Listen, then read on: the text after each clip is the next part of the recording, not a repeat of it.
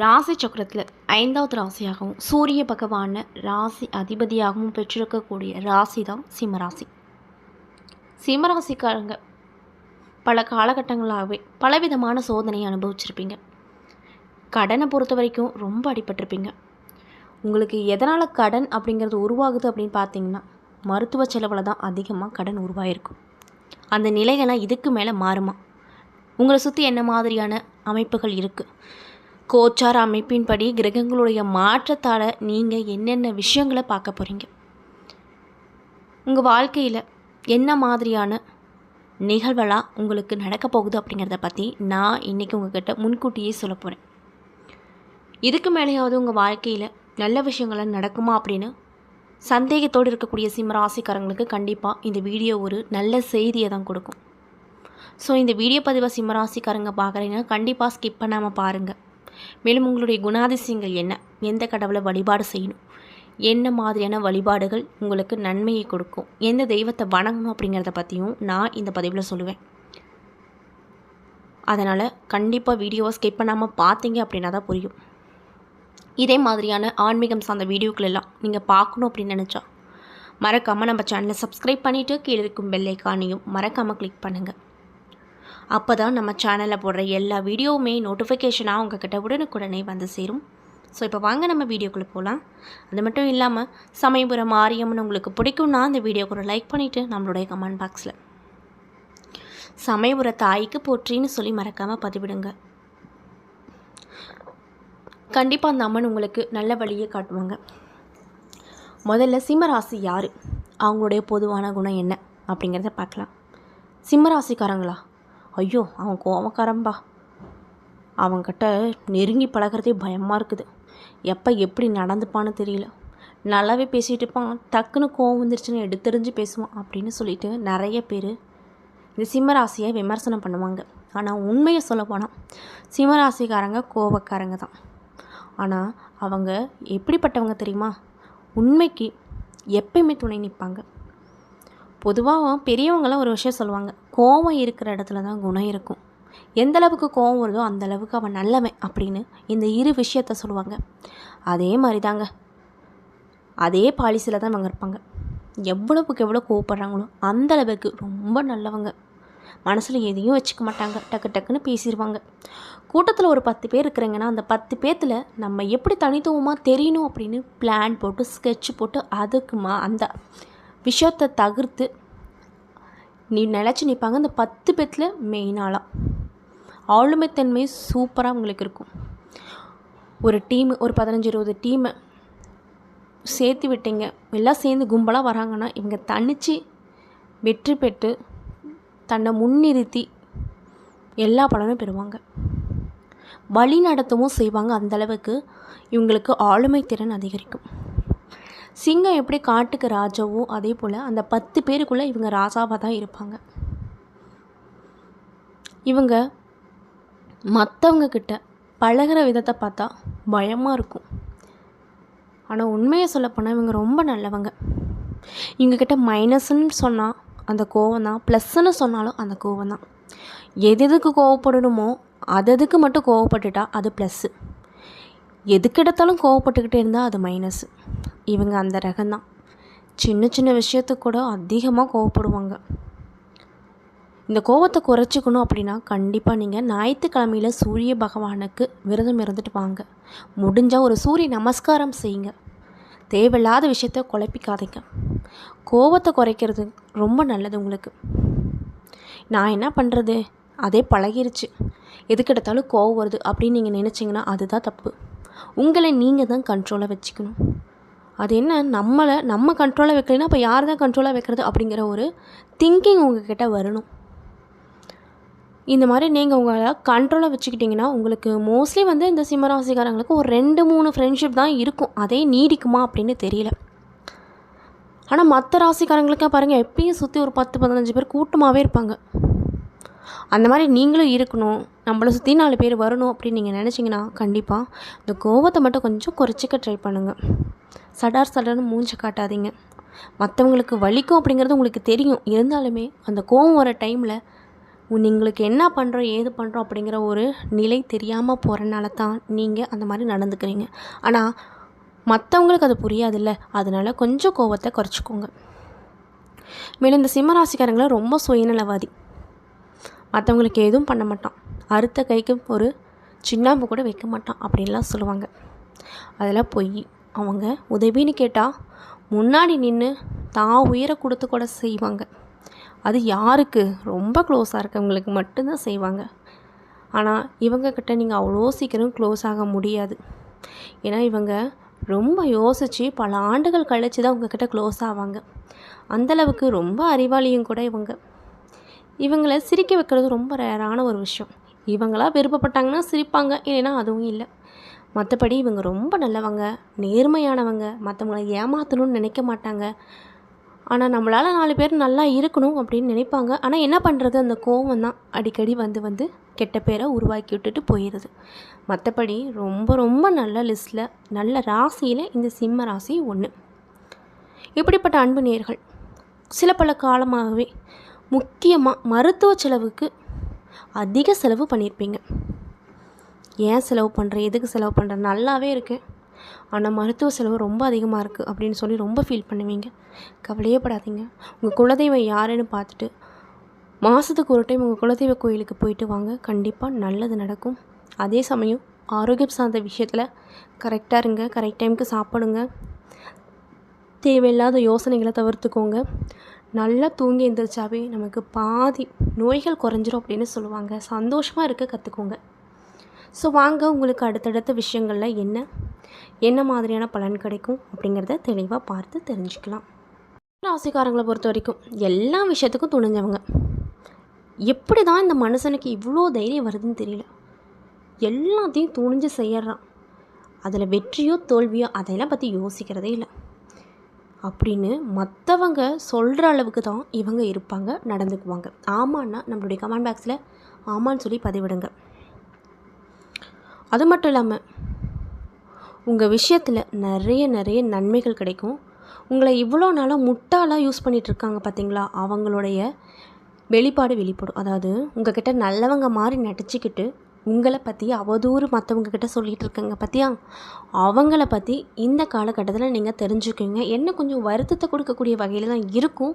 ஆனாலுமே இப்போயாவது தெரிஞ்சுக்கிட்டோமே சாமி, இதுக்கு மேலே இவங்கக்கிட்ட நம்ம எந்த ஒரு சவகாசமும் வச்சுக்கக்கூடாது அப்படிங்கிற ஒரு எண்ணம் உங்களுக்கு வரும். அதனால் உங்கள் கூட இருந்துகிட்டே உங்களுக்கு குழி பறித்தவங்க இந்த காலகட்டத்தில் தென்படுவாங்க. அதை மட்டும் கொஞ்சம் நிதானமாக எடுத்துக்கிட்டிங்கன்னா நல்லது. கோவப்படாமல் இருங்க. பொருளாதார ரீதியாக பார்த்தோன்னா நீங்கள் கொஞ்ச நாளாகவே பலவிதமான நெருக்கடியை பார்த்துருப்பீங்க. ஆனால் இதுக்கு மேலே அந்த நெருக்கடி எல்லாமே நீங்கள் போகுது. ஏன்னா உங்கள் வாழ்க்கையில் உங்களுக்கு கூடயே இருந்துட்டு உங்கள் வாழ்க்கையில் நிறைய வித பிரச்சனை ஏற்படுத்திட்டு இருக்காங்கள்ல, அந்த நபர் உங்களுக்கு தெரிஞ்சிட்டாங்கன்னா இந்த பிரச்சனையெல்லாம் ஒவ்வொன்றா சால்வ் ஆயிரும். உங்களை நம்பி நீங்கள் செஞ்ச பல காரியங்கள் தோல்வியில் முடிஞ்சிருக்கலாம். நீங்கள் ரொம்ப எப்படி சொல்கிறதுனா, நிறையா பணம் வாங்கி புதுசாக தொழில் தொடங்கலாம் அப்படிங்கிற ஐடியாவில் இருந்துகிட்ருப்பீங்க. அந்த விஷயங்களையும் தொடங்கியிருப்பீங்க. ஆனால் கடைசி நேரத்தில் அது தோல்வியில் முடிஞ்சிருக்கலாம். அப்படி தோல்வியில் விடப்பட்ட விஷயங்கள் எல்லாமே இப்போ முன்னாடி உங்கள்கிட்ட நிற்கும். எப்படி நிற்கும்? சக்ஸஸ்ஃபுல்லாக நிற்கும். அது மட்டும் இல்லாமல் இந்த காலகட்டத்தில் நல்லவங்க யார், கெட்டவங்க யார் அப்படிங்கிறத பிரித்து பார்க்கக்கூடிய நிலை உங்களுக்கு கிடைக்கும். இந்த நிலை அப்படிங்கிறது உங்களுக்கு அதிர்ச்சியை தரக்கூடிய வகையில் கூட இருக்கும். அதனால் ரொம்ப கேர்ஃபுல்லாக இருங்க. எதாக இருந்தாலும் பரவாயில்லன்னு அசால்ட்டாக நினைங்க. நீங்கள் ஒரு ஆணித்தரமாக இவங்க நம்ம வாழ்க்கையில் நமக்கு எந்த ஒரு துரோகமும் பண்ண மாட்டாங்க அப்படின்னு நினைக்கிறீங்கள, அவங்க தான் நம்பர் 1 பிளேஸில் இருப்பாங்க. அதனால் எந்த விஷயமா இருந்தாலும் அமைதியாக அணுகுங்க. கண்டிப்பாக நல்லது. இல்லைனா உடல் ஆரோக்கியத்திற்கு கொஞ்சம் விளைவுகளை கொடுத்துரும். அதனால் பார்த்து கவனமாக இருங்க. கிரகங்களுடைய சாஞ்சாரம் அப்படிங்கிறது உங்களுக்கு இந்த காலகட்டத்தில் சாதகமாக அமைஞ்சிருக்கு. இது ரொம்ப சந்தோஷப்பட வேண்டிய விஷயம் அப்படின்னே சொல்லலாம். கிரகங்களுடைய அமைப்பு சாதகம் இல்லைன்னா நிறைய பிரச்சனையை நம்ம சந்திப்போம். சாதகமாக இருக்குன்னா ஏற்கனவே இருக்கக்கூடிய பிரச்சனையிலேருந்து நிறைய தீர்வு கிடைக்கும். அதே மாதிரி தான் உங்களுக்கு கிரகங்களுடைய அமைப்பால் சாதகமான பலன்கள் நிறைய நடக்கும். அதில் என்ன எடுத்துக்கிட்டோன்னா, ரொம்ப நாளாக ஒரு கம்பெனியில் வேலைக்கு போயிட்டுருக்கீங்க. சம்பளமும் ஏற்றிருப்பாங்க. ஆனால் நீங்கள் எதிர்பார்த்த அளவுக்கு அந்த சம்பளம் இருந்திருக்காது. குடும்ப செலவுக்கே கரெக்டாக போயிருக்கும். உங்களுக்குன்னு ஒரு பாக்கெட் மணி, ஒரு சேமிப்பு, இந்த மாதிரி விஷயங்கள் பண்ண முடியாத நிலையில இருந்திருப்பீங்க. தவிச்சிட்டு வந்திருப்பீங்க. அந்த நிலையெல்லாம் மாறும். நீங்கள் எதிர்பார்த்த வருமானத்தை விடவே அதிகமான வருமானம் இந்த காலகட்டம் உங்களுக்கு பெற்றுக் கொடுக்கும். அதில் எந்த ஒரு மாற்று கருத்தும் இல்லை. எதெல்லாம் தொடறீங்களோ அதெல்லாம் துவங்கும். உங்கள் மனசுக்குள்ளே இப்போ வரைக்கும் இருந்துட்டு வந்த பயம், என்ன பயம்னு கேட்டிங்கன்னா, எதிர்காலம் எப்படி இருக்கும், பிள்ளைங்களை எப்படி கரை சேர்க்க போகிறோம், பிள்ளைங்களுக்கு எப்படி கல்யாணம் பண்ணி வைக்க போகிறோம், பிள்ளைங்களை எப்படி படிக்க வைக்க போகிறோம் அப்படின்னு நைட்டு ஃபுல்லாக தூங்காமல் அதையவே நினச்சிட்டு பாதி நைட்டை ஃபுல்லாகவே குழப்பத்தோடு இருந்து வந்த நிலைகள் எல்லாமே இப்போ ஒரு தெளிவு பிறக்கக்கூடிய பாதையை கொடுக்கும். நீங்கள் எந்த அளவுக்கு சந்தோஷமாக இருக்கீங்களோ அந்தளவுக்கு உங்கள் முகமே மற்றவங்களுக்கு காட்டி கொடுத்துரும். அந்தளவுக்கு மாற்றங்களும் கிரகங்களுடைய சஞ்சார அமைப்போ அமைஞ்சிருக்கு. பேசும்போது மட்டும் நீங்கள் பார்த்து பேசுங்க.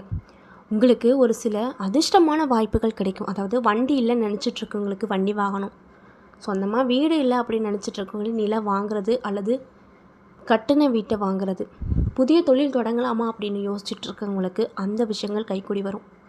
லோன் ஏதாவது எடுத்து புதுசாக ஏதாவது விஷயம் ட்ரை பண்ணலாமா, புதுசாக ஏதாவது தொழில் செஞ்சிட்ருக்கோம் அதுலேயே ஏதாவது கிளை வேறு இடத்துல ஓப்பன் பண்ணலாமா அப்படின்னு நினச்சிட்ருக்கவங்க, இவங்களுக்கு எல்லாத்துக்குமே நல்ல வாய்ப்புகள் வரும். அந்த வாய்ப்பை மட்டும் நீங்கள் மற்றவங்கக்கிட்ட ஷேர் பண்ணாதீங்க. உங்களுக்கு கிடைக்கப்பட்ட அதிர்ஷ்ட வாய்ப்பு உங்களுக்கு மட்டும் தெரிஞ்சால் போதும். ஒரு சில விஷயத்தில் ரகசியமாகவே வச்சுக்கோங்க. எல்லாம் பண்ணி முடித்ததுக்கப்புறம் மற்றவங்கக்கிட்ட சொல்லுங்கள். இல்லைன்னா அதே ஒரு கண்ணூர் மாதிரி போயிடும். அதனால் உங்களுக்கு கிடைத்த அதிர்ஷ்ட வாய்ப்புகளை கொஞ்ச நாள் மட்டும் உங்களுக்குள்ளேயே வச்சுக்கோங்க. யாருக்கிட்டே எதையும் சொல்லாதீங்க. தொழில் ரீதியாக பார்த்தோன்னா உதவி, நீங்கள் ஏதாவது உதவி கேட்டிருப்பீங்க. பெரிய அளவில் பண வரவுக்கு வழி கேட்டு நிறைய பேர்த்த நாடிருப்பீங்க. அது எல்லாமே தோல்வியிலே முடிஞ்சிருக்கும். அந்த தோல்வி அதாவது எப்போவோ நடந்திருக்கும், ஒரு வருஷம் 2 வருஷம் அப்படி பக்கமாக நடந்திருக்கும். ஒருத்தங்கிட்ட பணம் கேட்டு இல்லைன்னு சொல்லியிருப்பாங்க. அந்த வேலை அப்படியே விட்டுருப்பீங்க, கைவிட்டிருப்பீங்க. அது இப்போ நீங்கள் யார் யார்ட்டெலாம் கேட்டிங்களோ அதில் ஒரு சில பேர் திரும்ப ஃபோன் பண்ணி, நீ இந்த மாதிரி பணம் கேட்டிருந்த புதுசாக தொழில் தொடங்குறதுக்கு என்கிட்ட இப்போ இருக்குது, வாங்கிக்கிறியா அப்படின்னு சொல்கிற அளவுக்கு ஒரு நல்ல செய்தி உங்கள்கிட்ட வரப்போகுது. இப்போ வரைக்கும், அதாவது நேற்று வரைக்குமே தடையாக இருந்த எல்லா விஷயமும் இனி நடந்துக்கிட்டே வரும். டக்கு டக்கு டக்கு டக்குன்னு நடக்கும். உங்கள் கண்ணை உங்களாலேயே நம்ப முடியாத அளவுக்கு நிறைய மாற்றத்தை நீங்கள் பார்ப்பீங்க. மற்றவங்க உதாசனப்படுத்தினவங்க உங்களை ஏளனமாக பார்த்தாங்க.